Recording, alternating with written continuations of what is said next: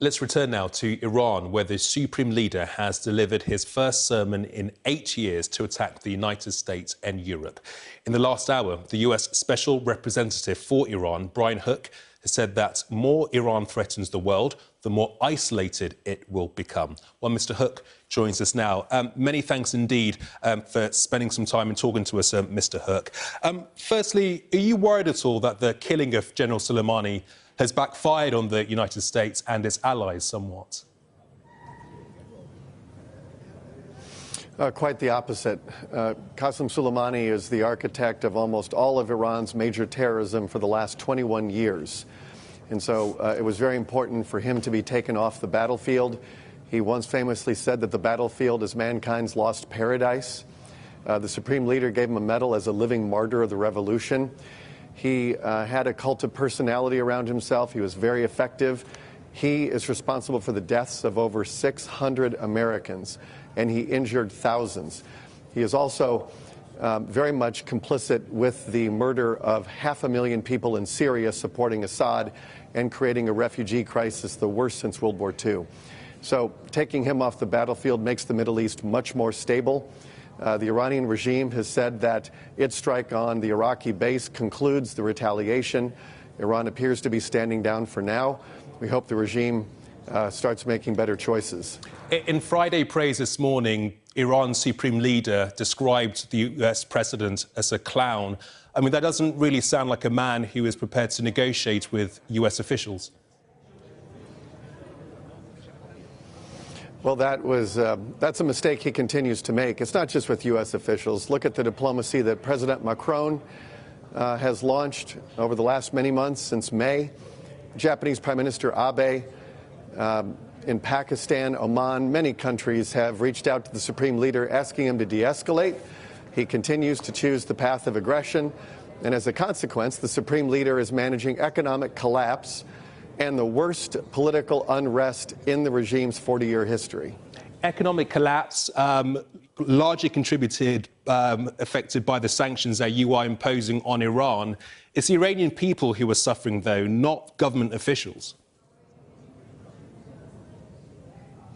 Well, that's not true. If that were true, you saw the protests that happened in November in 31 provinces. Yeah.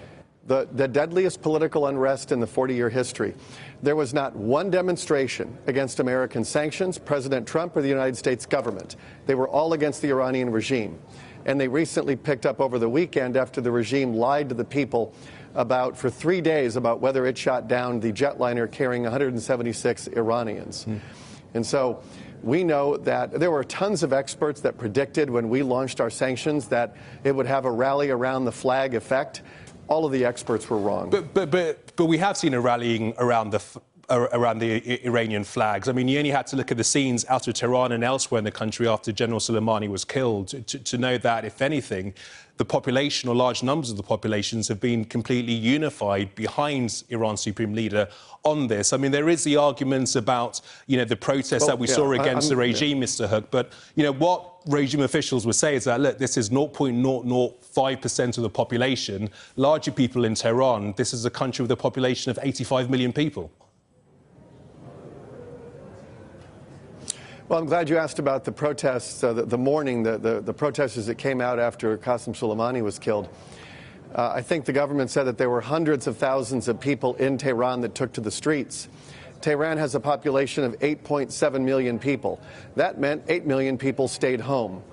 The Iranian people... But you can't deny the outpouring of grief that we saw in the streets of Tehran, can you? Because he is the man responsible for...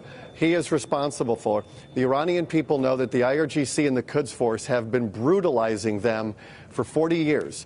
Qasem Soleimani is the man who was behind the murder of 1,500 innocent Iranian protesters in November.